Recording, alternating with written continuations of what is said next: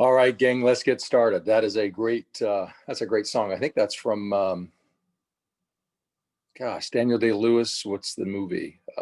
Last of the Mohicans. That is it's a great piece there. So I don't know if it's Russ or Andrew this morning, but great job on selecting that one. Get you in the right mood when you want to get focused and get inspired. So, hey, gang, glad you are here. Happy Christmas week. Have a fun conversation for you this morning. I want to chat with you this morning about connecting with people.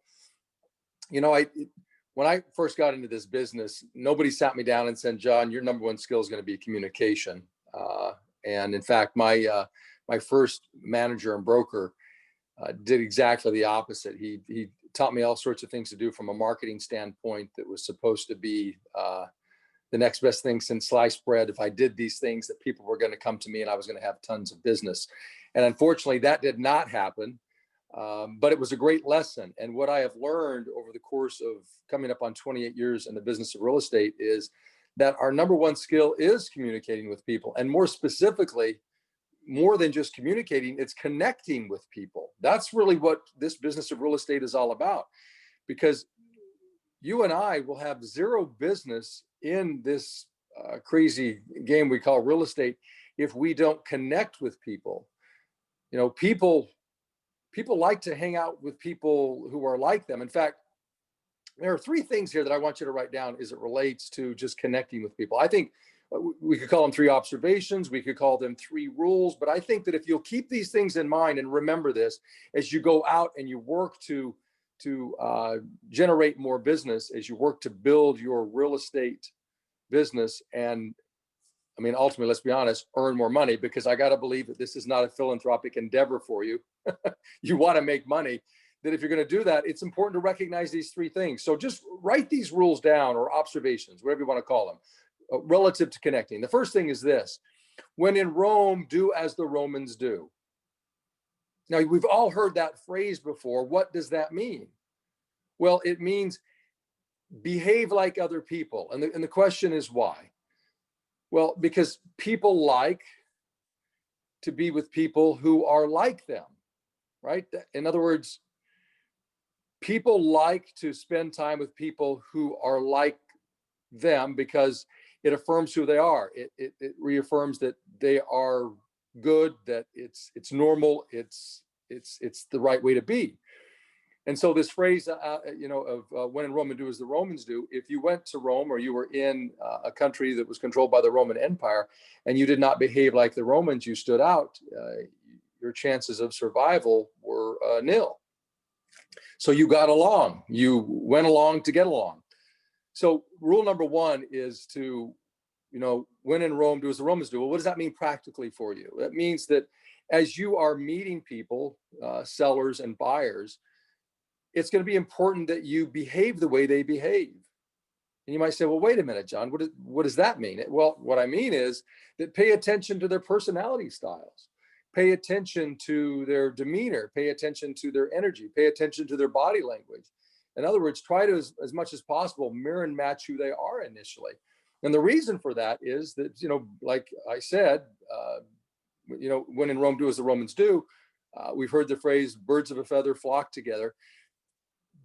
Be like them so that they feel more comfortable. See, here's the thing that I think that we miss. We're salespeople, whether we want to admit it or not. And for most people, having conversations with any human being is difficult, let alone having a conversation with a salesperson.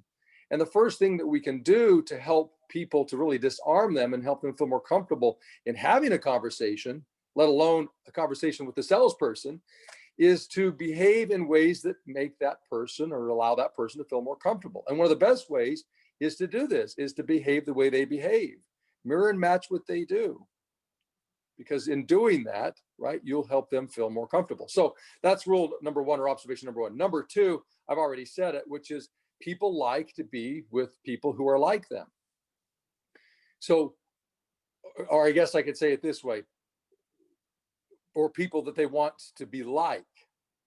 See, they may not be that particular person, but they may aspire to be that type of person. And so be that person. So either be the person that they are, or be the person that they want to be. But in any case, we've got to make certain that we pay attention to their style and match that style as much as possible.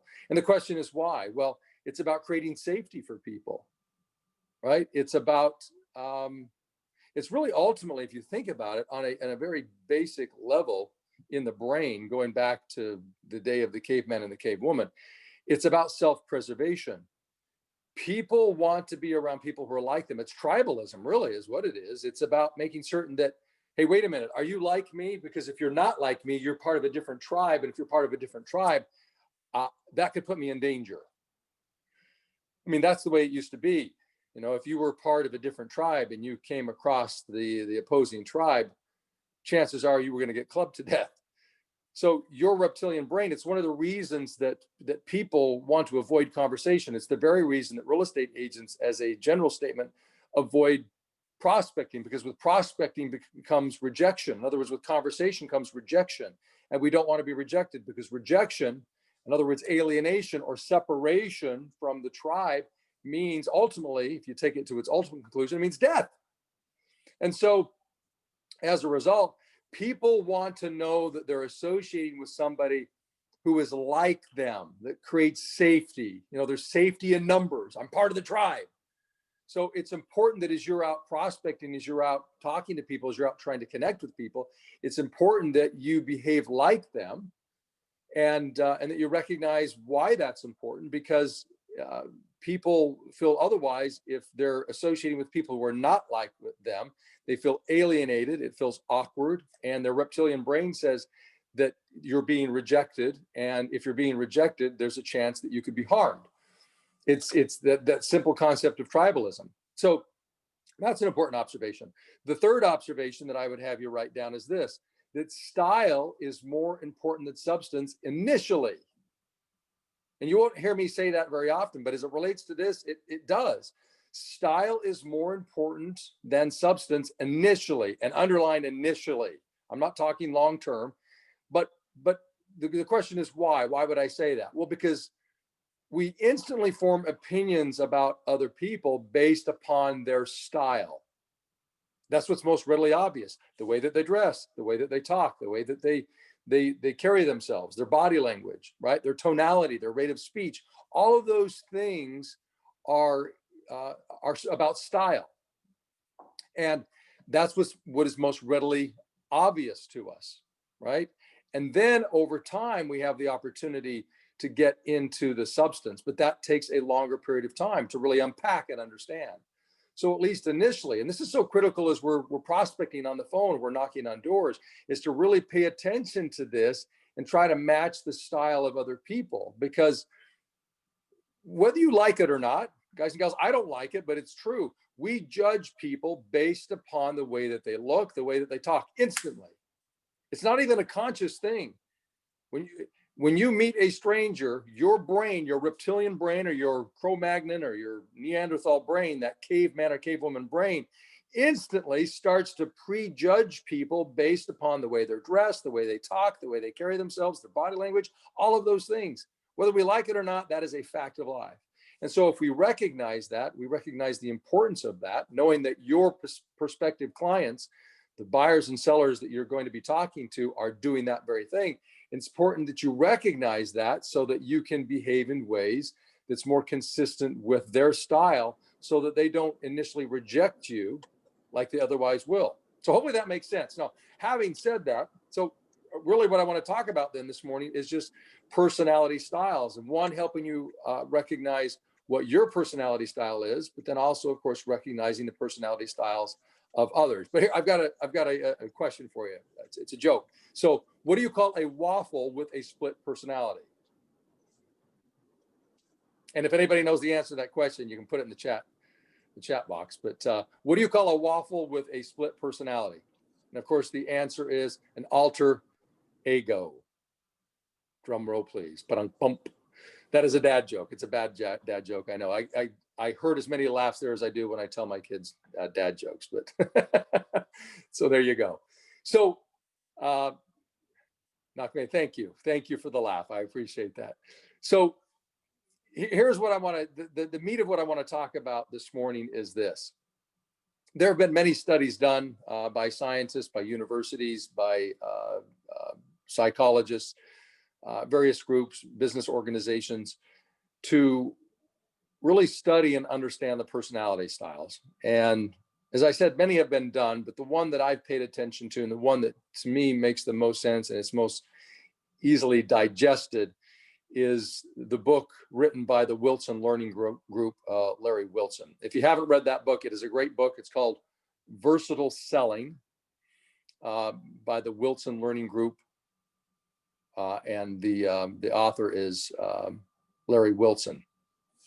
But in this book, they really talk about research that has been done, and they boil it down to the idea that there are 4 personality styles in any population. Any population, I don't care if we're talking about Zimbabwe or the Ukraine or the United States or Colombia, it doesn't matter.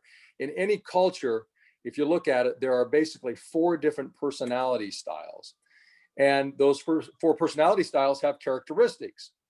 And so if you think about it, if our job is to go out and communicate with people, to build rapport, in other words, to connect with people, it would be important based upon these concepts that we talked about. You know, when in Rome, do as the Romans do. People like to be with people who are like them, and style is more important than substance in the beginning.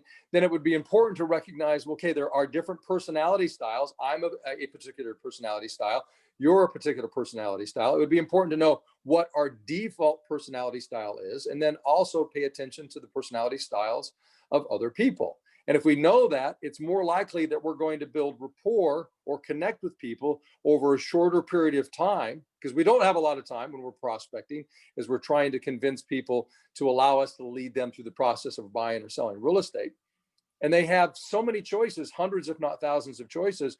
We've got to give ourselves a competitive advantage. See, what we're going to talk about this morning is this stuff you can't buy. You know, a lot of agents try to separate themselves based upon the things that you can buy, you know, CRMs, cards, signs, marketing, collateral material. All of those things you can buy, but this you can't. You've got to learn it, you've got to practice it, you've got to understand it, and you've got to use it effectively in your conversations with people. So let's just do this. Let's go through the 4 different personality styles, and then just kind of break them down. And as we're going through these, what I want to challenge you to do is I want you to ask yourself what personality style you believe you are. Now, as we go through these, I want to ask you this question, and I want you to write it down. Ask this question of yourself: which personality style do most people want to be? I think that's an interesting question. What personality style do most people want to be? And I'm going to give you the 4 personality styles. So here they go.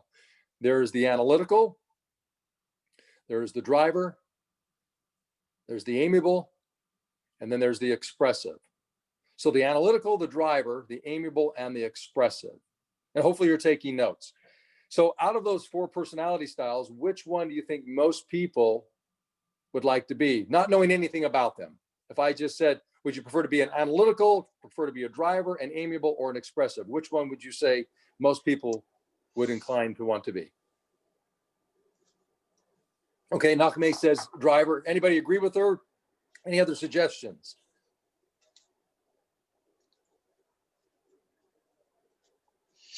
Okay, Jerry, you say driver as well. That's interesting. So we've got 2 for driver. Anybody else?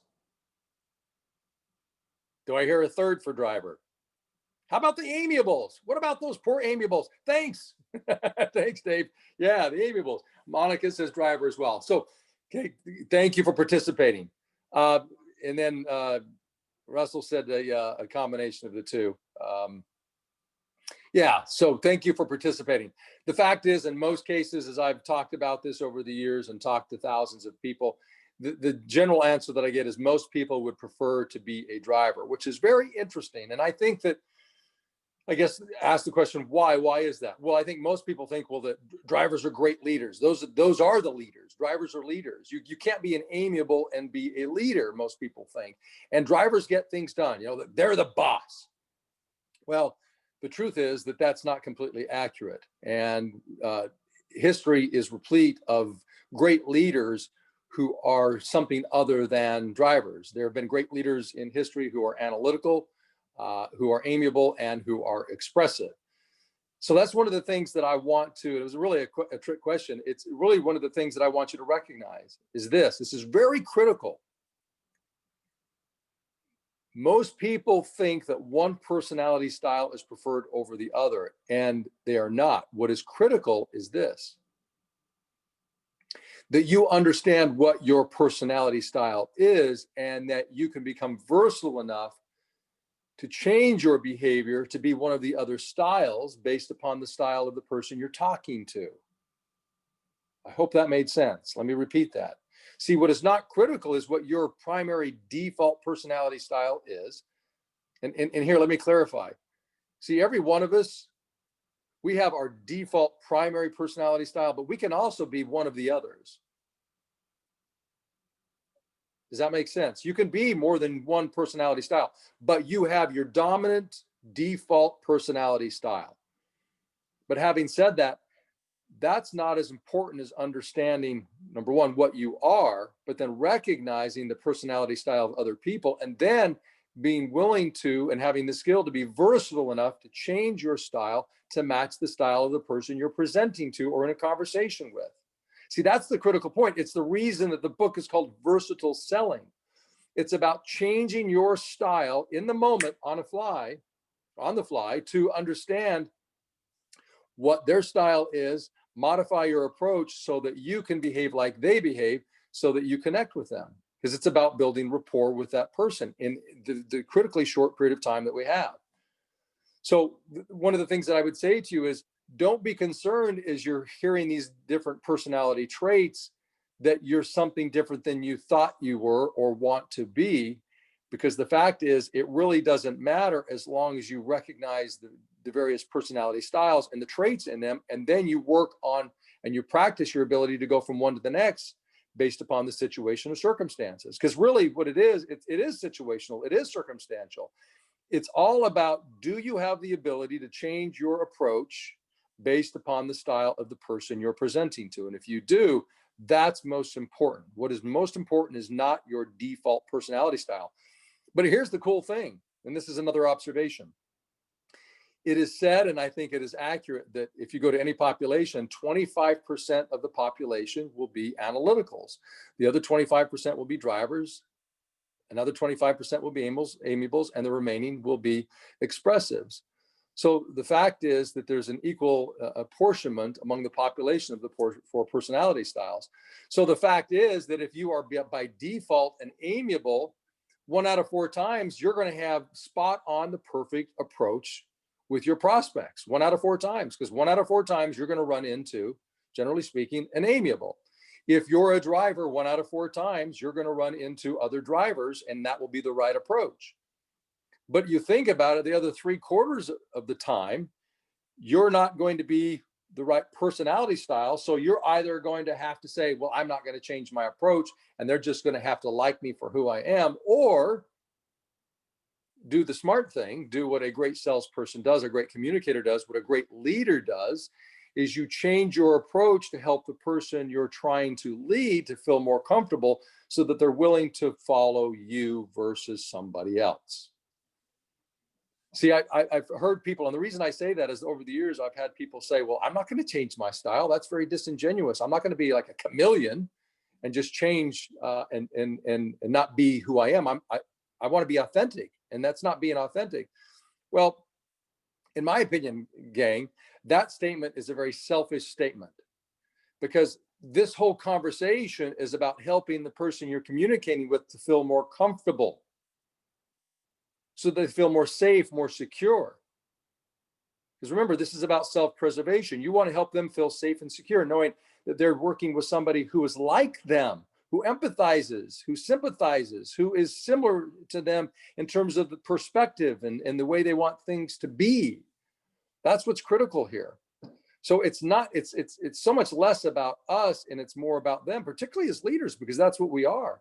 It's about changing our approach to be consistent with theirs, at least initially in style, so that they let down their guard and they're more likely to listen to us, so that then we can begin to show them the way in which we have to go about achieving what it is that they ultimately want to achieve. So hopefully that makes sense. So let's just go through these 4 personality styles. So number 1, let's just start, if you would, just draw the quadrant. So just a line down the center of your paper and then just draw one horizontally through that line. So you're basically creating a big X or a cross on your paper. So you just create, 4 quadrants. And in the upper left-hand quadrant, just write as the title for it and leave space for notes, just write in analytical. So that's on the upper left-hand side. And then on the upper right-hand side, just write in driver, because that's where we're going to put notes on the driver. And then in the bottom left-hand quadrant, just write in amiable. And in the bottom right-hand quadrant, write in expressive. And that's where we're going to talk about the expressives. So let's first of all start with the analyticals. What are the characteristics of an analytical? Just somebody throw out something in the chat line. If you think about an analytical, what do you think about? What are some of the words that come to mind?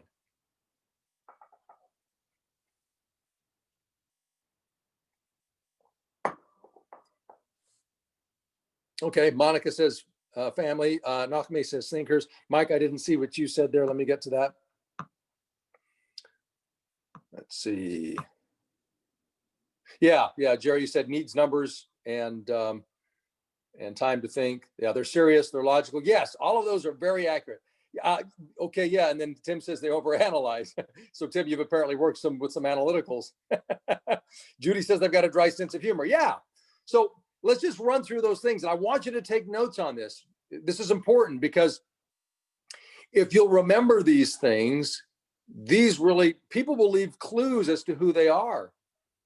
As they talk with you, as they behave, just being themselves, they leave clues as to who they are.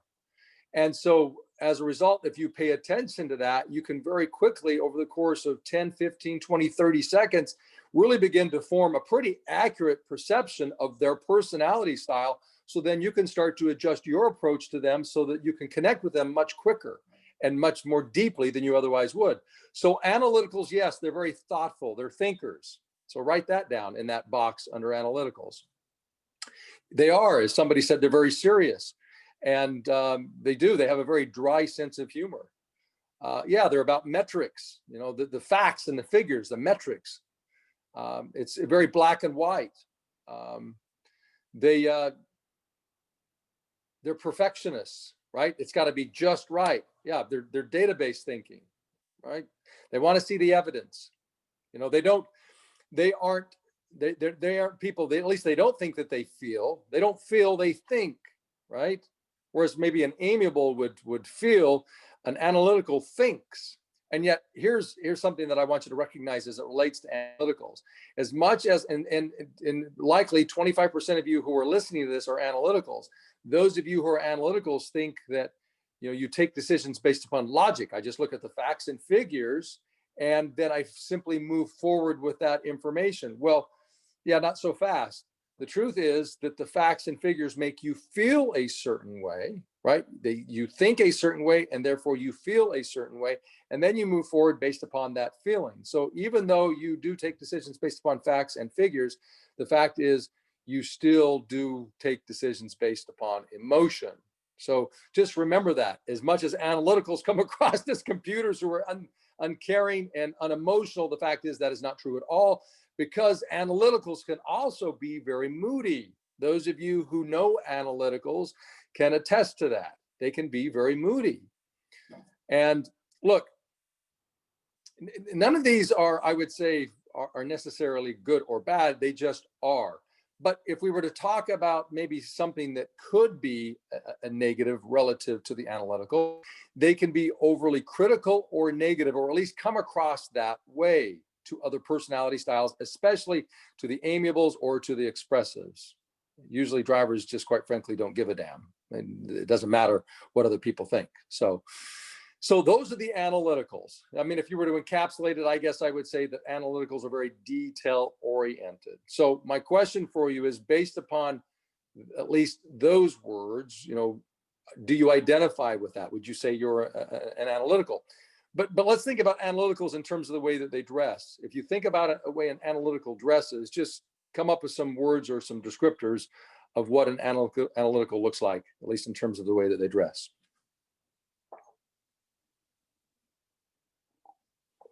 Okay, so Nakame says that they would wear a suit. Yep. What else? Be specific about that suit. What does that suit look like? Okay, so simple, similar, daily. Yeah. In other words, if you were to go to their closet and look at their suits, if they wear suits on a daily basis, it's not going to be multi-chromatic. You're going to find that, yeah, they never mix patterns. You're going to find a lot of very basic colors, blacks and grays. And their shirts, are the shirts going to be colors? Are they going to use red shirts, lavender shirts, blue shirts? And of course, the answer is no. Yeah, Jerry says that they may have a pocket protector. Yes, sir. They oftentimes will. And they'll certainly have a calculator handy one way or the other. So yeah, so you get it. I mean, you see, we know. I mean, it's kind of intuitive, isn't it? We know. Well, except for Sam, because Sam, yes, he's very much an analytical, but you would never see Sam wear a pocket protector. Judy, he's a cool nerd. And you can tell him I said that. Yeah, they tend to be very practical, Anthony. They're not about flair and flash, right? It's about being practical. So probably enough on the analyticals. Again, the only thing that I would ask you to do as we're going through this is to pay attention to which one that you are, right? And if we haven't hit yours yet, trust me, we will. We got 3 more to do. The next one is driver. So as I say driver, what are some of the words that come to mind when we think about a driver? Just describe a driver. What is their personality?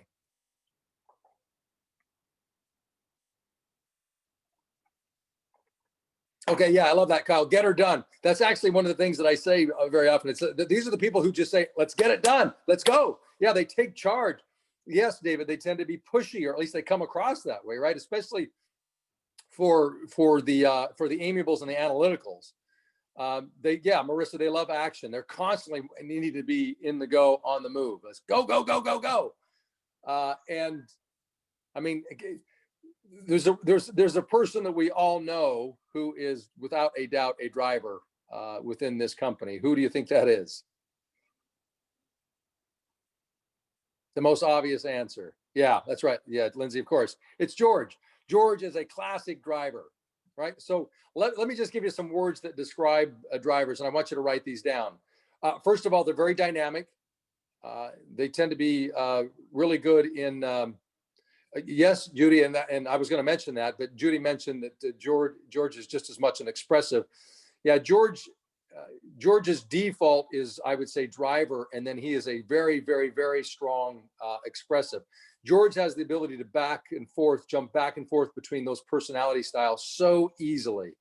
There's no doubt about that. But driver. So drivers tend to be very dynamic. They tend to be very active. They're very confident in all situations. One of the things that I observed with George over the years as my best friend, that George's philosophy is the longer he says it and with the more passion he says it, the more true that it is, right? I mean, these drivers are very confident. That's just who they are by default. They're not wilting flowers. They take action. They tend to be visionaries. They look at the big picture. They hate detail. One of the phrases that I oftentimes think about when it comes to drivers is this: don't show me the process of how the baby was born. Just show me the baby. I don't care how the baby was birthed. I just want to see the baby. Stop with the detail. I just need the big picture. They tend to be very big picture oriented. They don't like to necessarily get into all of the detail because it slows things down. They tend to be impatient. They want to go. They want to take decisions. It's fast. They aren't the people who get ready, so they're ready when they get ready. These are the people who fire, ready, aim. They just take action. And I would say if there's anything about them that might be perceived as a negative, they can come across as harsh or insensitive. So I ask you this question then: is that your personality style? We've covered the analyticals or the driver. Are you one of those two? And if you're not, that's okay, because again, it doesn't matter. One is not necessarily better than the other. In fact, this next category, the amiables, one of the most famous examples of an amiable leader, at least most recently, is Ronald Reagan. Ronald Reagan was an amiable. Now, that what is interesting is that if we go through and look at the characteristics of an amiable, you might say, well, gosh, how is that possible? Well, because what I know about Ronald Reagan is that he was a versatile leader. Even though his default personality style was amiable, Ronald Reagan had the ability to be an expressive. He also had the ability to be a driver. He also had the ability to surround himself with people who were analyticals, who could digest information, facts, and figures, and then advise him on the direction of his policies. So as we go through these, again, let's pay attention to whether this is your personality style. So when you think amiable, what are the words that come to mind? Describe an amiable.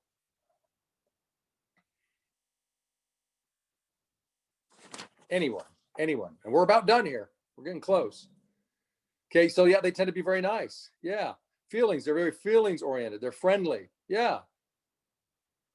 They tend to be emotional. Yeah, they're willing to show their emotion. They're a people pleaser. Yeah, spot on. Team player. Yeah, they go along to get along. Yeah, those are all very accurate. So look, write the words down. Write these words down that people are putting in the chat box. They're patient. They're supportive. They're caring. They're quiet. They're sympathetic. They're kind. They're easygoing. Yeah, they'll take decisions based upon everybody else's feelings. They want to make certain that everybody gives input and that the decision that's taken is best for the entire group. They can be passive aggressive. Yeah, and Judy, why is that? Because they don't like conflict. And so the best way to actually express their anger or frustration is to be passive aggressive. Yeah, they'll lie to not disagree, because this is one of the primary characteristics of an amiable. They hate conflict. They hate it, and they'll avoid it at all costs. So one of the things that they will do, which is not good, is that they will avoid conflict resolution. And in the business of real estate, there's a lot of conflict. And so if your personality style, your default personality style is amiable, that's one of the things you got to work on. It's important that you recognize that and say, oh crap, I do hate conflict. I do hate having tough conversations with people. Because I can tell you, drivers, as a general statement, don't have that problem. If they see an issue, they will address it head on. So if your style is an amiable, it's good to recognize that so that you can work on that. Because as a leader, you're going to find yourself in situations where you got to confront people. You got to confront sellers on their overpriced listing. You got to confront people on the decisions that they're taking in the process and help them see that there is a different or better way. So let's move on to, and Judy says they make great agents. They do, because they're people pleasers. Their customer service is off the charts, right? Again, look, guys and gals, any one of these personality styles is great for the business of real estate. That's not the issue. You just have to recognize what you are, and more importantly, have the ability to recognize what other people are, so that you can go back to those observations that we looked at in the beginning about changing your approach so that you can connect with people much more quickly at a deeper level, so that they'll choose to work with you, so you can lead them through the process of buying and selling real estate. So then the final personality style is this: it's expressive. Expressive. So just very quickly, just give some suggestions on what expressives are like. Describe them, particularly as it relates to the way that they look, the way they dress. So Lindsay, yes, Lindsay is definitely an expressive. Yeah, they love to have fun. Yeah, they're always about fun, going out and doing things. Very, very active. Bright colors. They like, Jerry says, they like to hear themselves talk, and that is so accurate. They're the life of the party. Yeah, we all know them. Yeah, the yellows, yeah, the bright colors. So look, I like to call them the social specialists. They are approachable. Those are the people, Judy, in fact, when you're prospecting, that the conversation immediately goes very well. It's like, what's going on here? I mean, that last guy just hung up on me, driver. But this person's so nice, and the conversation's so lively, and the energy's great. Well, it's because an expressive just picked up. So the expressives tend to be what I call social specialists. They're fun. They're the people who like to have fun, that organize fun. They always got great ideas. They're party planners. They're always doing something that involves a lot of people. They love to be around people, as opposed to analyticals who would prefer to be away from people and be close to the numbers, as a general statement. They have a great sense of humor. There's never a dull moment with them. They tend to be very generous. They're caretakers. They take care of people. They have to be included. You never want to leave an expressive out. That's one of the worst things you could do to damage the relationship. They're very outgoing, but they can be, Nachmi says they want to be, and they tend to be the center of attention.